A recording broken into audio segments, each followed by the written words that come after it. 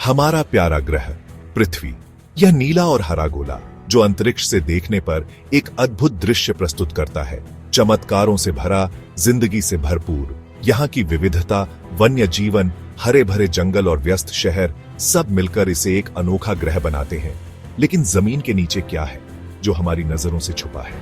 क्या आपने कभी सोचा है कि पृथ्वी की सतह के नीचे क्या रहस्य छुपे हो सकते हैं?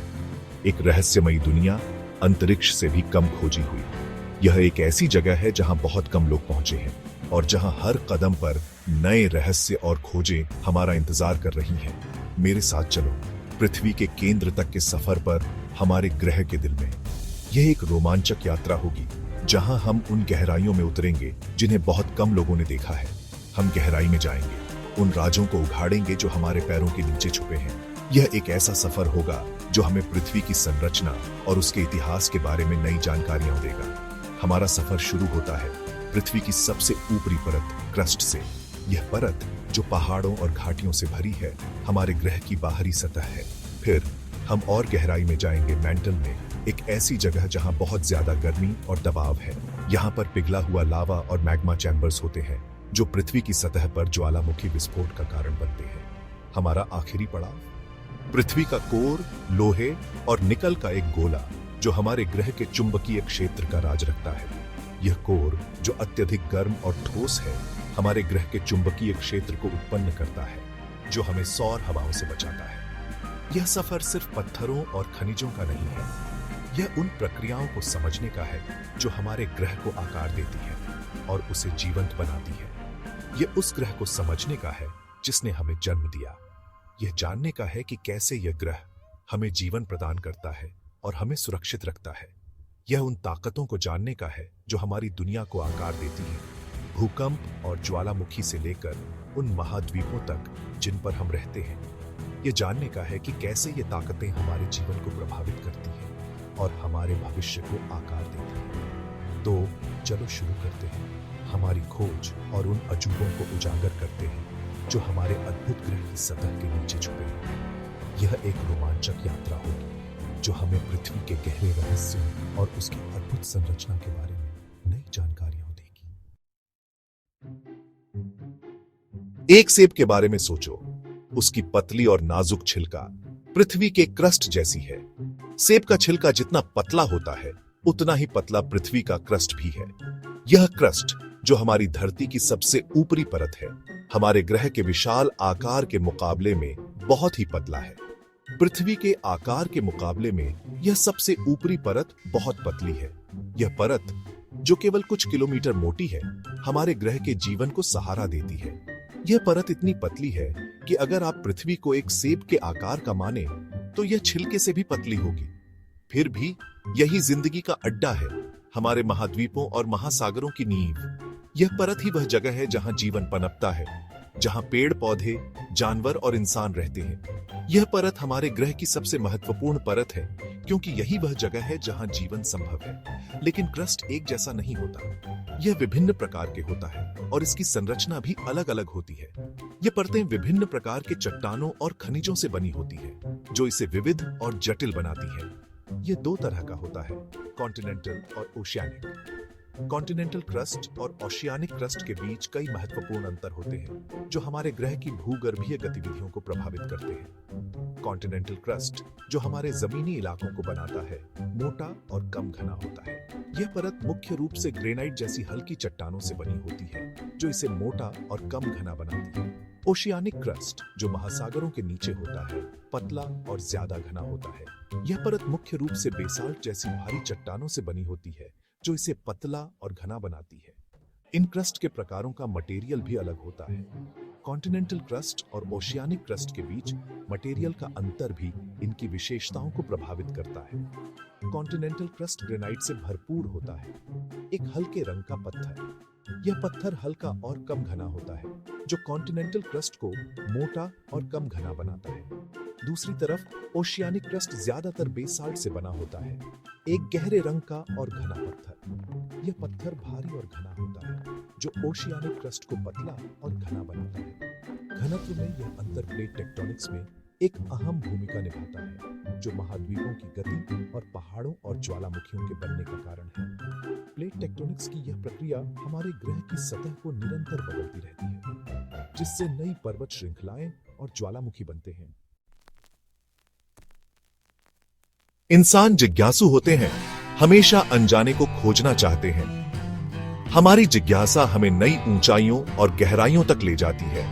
इसलिए कोई हैरानी की बात नहीं कि हमने पृथ्वी के क्रस्ट में छेद करने की कोशिश की है, यह देखने के लिए कि इसके अंदर क्या राज छुपे हैं। वैज्ञानिकों ने इस परियोजना को एक चुनौती के रूप में लिया और यह एक अद्वितीय अवसर था। अब तक का सबसे गहरा छेद, कोला सुपर डीप बोरहोल, इसी इंसानी जिज्ञासा का सबूत है। यह परियोजना हमें यह समझने में मदद करती है कि हमारी पृथ्वी कितनी जटिल और रहस्यमयी है। रूस में स्थित यह अद्भुत इंजीनियरिंग 12 किलोमीटर से भी ज्यादा गहराई तक पहुंची है। यह गहराई इतनी विशाल है कि इसे समझना मुश्किल है। यह किलिमंजारो पर्वत की ऊंचाई से लगभग दोगुना है। कल्पना कीजिए, इतनी गहराई तक पहुंचने के लिए कितनी मेहनत और तकनीक की आवश्यकता होती है। खुदाई 1970 में शुरू हुई और 2 दशकों तक चली। यह परियोजना वैज्ञानिकों और इंजीनियरों के लिए एक लंबी और कठिन यात्रा थी। कोला सुपर डीप बोरहोल सिर्फ रिकॉर्ड तोड़ने के बारे में नहीं था, यह एक वैज्ञानिक प्रयास था जिसने हमें पृथ्वी के बारे में नई जानकारियां दी। यह एक वैज्ञानिक प्रयास था। वैज्ञानिकों ने निकाले गए पत्थर के नमूनों से पृथ्वी के क्रस्ट के बारे में बहुत कुछ सीखा। वैज्ञानिकों ने निकाले गए पत्थर के नमूनों से पृथ्वी के क्रस्ट के बारे में बहुत कुछ सीखा। इन नमूनों ने हमें पृथ्वी की संरचना और उसके इतिहास के बारे में महत्वपूर्ण जानकारी दी। उन्होंने बहुत गहराई में छोटे छोटे जीवाश्मों को और जिंदगी के सबूत खोजे।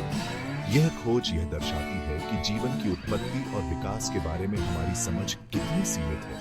हालांकि 12 किलोमीटर पर भी हमने बस ऊपर ही देखा था। पृथ्वी का मैंटल, क्रस्ट के नीचे की परत अभी भी हमारी पहुंच से बाहर थी।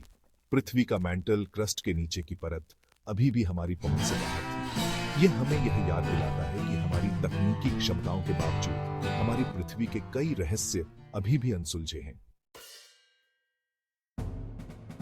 भाग 4, क्रस्ट के नीचे रहस्यमय मैंटल। पृथ्वी के क्रस्ट के नीचे मैंटल है, बहुत ज्यादा दबाव और गर्मी वाली जगह। यह परत, जो पृथ्वी के आयतन का 34% है, तरल नहीं है, लेकिन पूरी तरह से ठोस भी नहीं है। इसे गर्म तार की तरह समझो, जो लंबे समय में बह सकता है। मैंटल मुख्य रूप से सिलिकेट खनिजों से बना है, जिसमें लोहा और मैग्नीशियम बहुत है।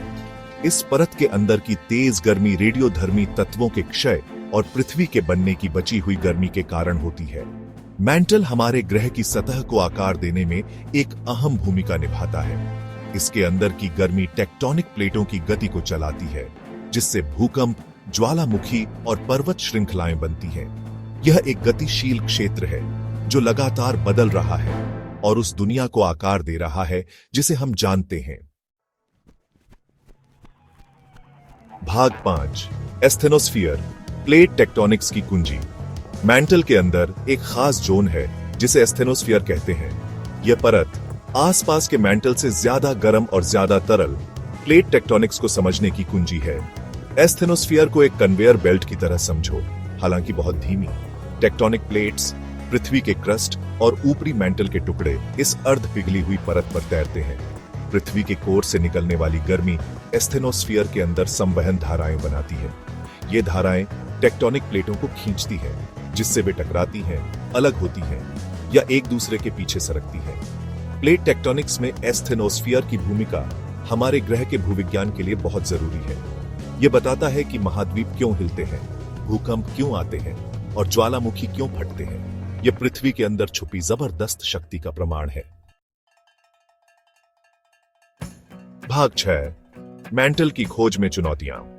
हमने चांद पर इंसान और मंगल पर रोवर भेजे हैं, फिर भी हम अपने ग्रह के मैंटल में नहीं घुस पाए हैं। इस क्षेत्र की खोज इतनी चुनौतीपूर्ण क्यों है? इसका जवाब मुश्किल हालात में है। मैंटल के अंदर का तापमान और दबाव हमारी मौजूदा तकनीक की क्षमता से बहुत ज्यादा है। इतनी गहराई में ठोस चट्टान में छेद करना बहुत मुश्किल काम है। इसके अलावा मैंटल एक समान परत नहीं है, अलग अलग गहराई पर इसके अलग अलग गुण हैं। यह जटिलता इसे और भी चुनौतीपूर्ण बनाती है। चुनौतियों के बावजूद वैज्ञानिक हार नहीं मान रहे हैं। वे मेंटल के राजों को जानने के लिए लगातार नई तकनीकें बना रहे हैं। भाग 7, असली मुद्दा। अब चलो एक बड़ी छलांग लगाते हैं और हमारे ग्रह के दिल में जाते हैं। कोर। मंगल ग्रह के आकार का यह गर्म गोला 2 हिस्सों में बंटा हुआ है, बाहरी कोर और भीतरी कोर। बाहरी कोर एक तरल लोहा निकल मिश्र धातु लगातार गति में है। यह गति विद्युत धाराएं पैदा करती है जो पृथ्वी का चुंबकीय क्षेत्र बनाती है। यह चुंबकीय क्षेत्र एक ढाल का काम करता है जो हमें हानिकारक सौर विकिरण से बचाता है। दूसरी तरफ भीतरी कोर लोहे और निकल की एक ठोस गेंद है। हालांकि यह बाहरी कोर से ज्यादा गर्म है, जबरदस्त दबाव इसे ठोस अवस्था में रखता है। यह ठोस भीतरी कोर पृथ्वी के चुंबकीय क्षेत्र को स्थिर करने में एक अहम भूमिका निभाता है।